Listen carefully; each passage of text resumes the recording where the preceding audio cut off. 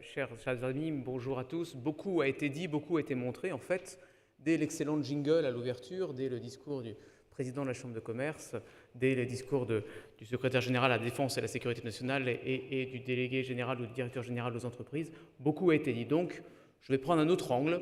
Je vais parler de ce que nous, les industries de la sécurité, nous voyons comme marché et comme difficulté. Je vais être probablement le seul de toute la journée à ne pas vous donner de chiffres, puisqu'on les a beaucoup vus, mais on vous l'a dit, l'industrie de la sécurité est une industrie d'excellence. On l'a dit, extrêmement exportatrice, mais si je veux regarder quelques caractéristiques vues de notre point de vue. D'abord, le premier point de vue, c'est que c'est extrêmement technologique. Pour les gens qui, comme moi, visitent l'exposition Milipol depuis 20 ans ou 25 ans, vous avez pu voir l'évolution technologique de cette industrie de sécurité. C'est extrêmement technologique, ça veut dire donc des personnels extrêmement qualifiés. La seconde caractéristique, c'est une répartition entre des grands groupes leaders mondiaux, avec leurs plus belles références au monde quasiment, et un tissu de TI et de PME extrêmement dynamique et très nombreuses, qui font en fait une filière industrielle très variée et extrêmement dynamique. Mais inversement, cette industrie évolue dans un marché extrêmement fragmenté, autant du point de vue de l'offre que de la demande. Et du coup, on se retrouve dans des situations généralement de concurrence internationale exacerbée, avec des concurrents internationaux qui profitent généralement de plans et de programmes d'investissement colossaux. Du coup, depuis 3 ans, élever l'analyse du domaine, le domaine à un niveau stratégique national, était évidemment nécessaire, et c'est bien que depuis 3 ans, on ait créé ce comité de filière industrielle de la sécurité et la filière industrielle de sécurité telle qu'elle a été rappelée. Donc le COFIS, évidemment, nous souscrivons à l'ensemble de ces missions, à l'ensemble de ces objectifs tels qu'ils ont été décrits, défragmenter, faire mûrir le marché, tant du point de vue de l'offre que de la demande, améliorer la satisfaction des besoins par un meilleur dialogue entre l'État et l'industrie, mais aussi entre l'industrie et les donneurs d'ordre qui sont bien plus nombreux que l'administration, et puis accroître la compétitivité et la performance des industriels. Donc le SIX qui a été créé, pour répondre à la question d'Aude, qui a été créé il y a 3 ans par mon ami Hervé Guillou, que je salue, parce que c'était vraiment quelque chose de fondateur. Le SIX est là pour représenter l'ensemble de l'industrie dans ce dialogue État-industrie. L'ensemble de l'industrie, donc c'est comme je l'ai dit, évidemment les grands groupes, nombreux, références mondiales, mais toutes les PME, et les ETI, mais toutes les PME qui font en fait le tissu industriel de cette filière. Et je le dirai à la fin, mais il n'y a pas de domaine dans lequel la complémentarité grands groupes PME est plus évidente que celle-ci. Puisque les grands groupes ont besoin des PME pour tous les apports de technologie qu'elles peuvent apporter dans les systèmes intégrés qu'ils peuvent offrir. Et inversement, les PME ont besoin des grands groupes, à la fois pour accéder au marché, généralement des grands opérateurs qui ont besoin d'un système complexe et d'une vision complexe, et bien sûr à l'export. Donc, dans les actions du SIX, beaucoup a été fait. On a, dans tous les résultats du COFIS qui ont été cités, le SIX a tenu sa part et beaucoup a été fait. Nous avons travaillé sur la feuille de route d'il y a 3 ans, la nouvelle feuille de route que nous établissons aujourd'hui.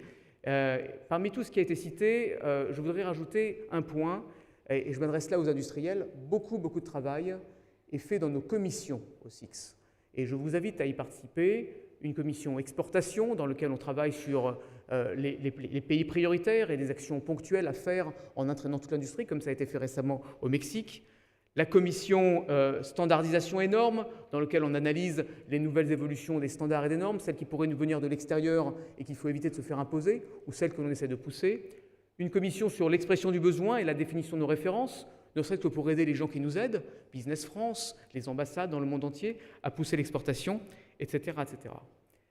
Maintenant, si je veux regarder l'avenir, on va continuer à pousser, évidemment, pour que le statut et la visibilité de ce sujet, la sécurité et l'industrie de sécurité, est le plus haut niveau politique.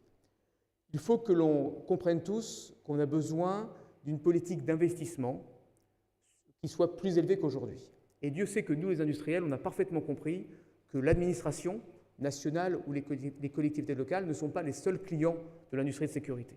Ça concerne aussi beaucoup les opérateurs publics, privés, les grandes entreprises.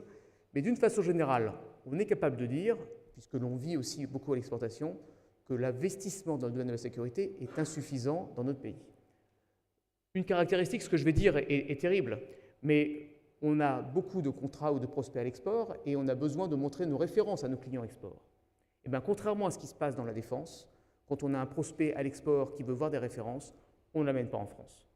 Nos plus belles références ne sont pas en France. Et ça, il faut que nous le changions. Et donc, à nouveau, je le répète bien, ça ne concerne pas uniquement du tout l'administration. La deuxième chose, c'est qu'il faut promouvoir les technologies dans le domaine de la sécurité avec un plan de soutien à la recherche, au développement et aux démonstrateurs qui soit très fort. On a parlé donc des avancées sur le PIA 2 et surtout sur le PIA 3. Louis Gauthier a parlé de changement d'échelle.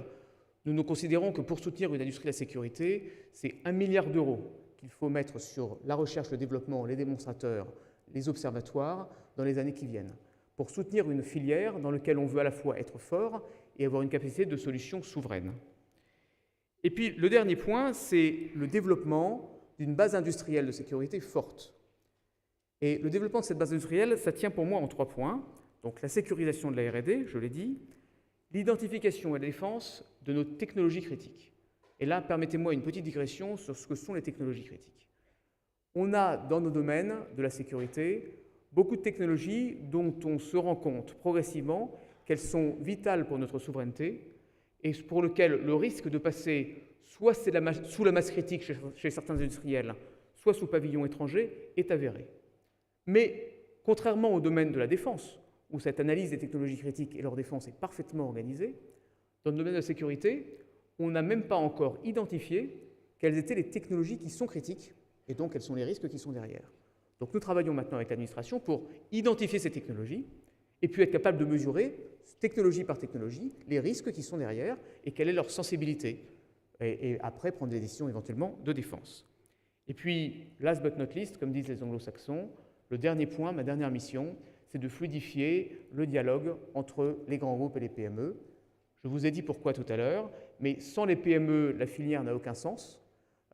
Inversement, on voit bien que les grands groupes sont nécessaires pour répondre aux besoins systémiques très larges des grands opérateurs et pour tirer les PME à l'exportation. Dans le SIX, on a un conseil d'administration et un bureau qui est mixte, excusez-moi de l'expression, et dans lequel l'ensemble des visions sont partagées. La feuille de route a été bien sûr décrite et construite en prenant en compte les intérêts, mais surtout les idées et les apports des grands groupes et des PME. Et je crois que l'audience qu'on a aujourd'hui le montre bien. À mon tour, je vous souhaite une très bonne journée qui sera très riche et je vous remercie.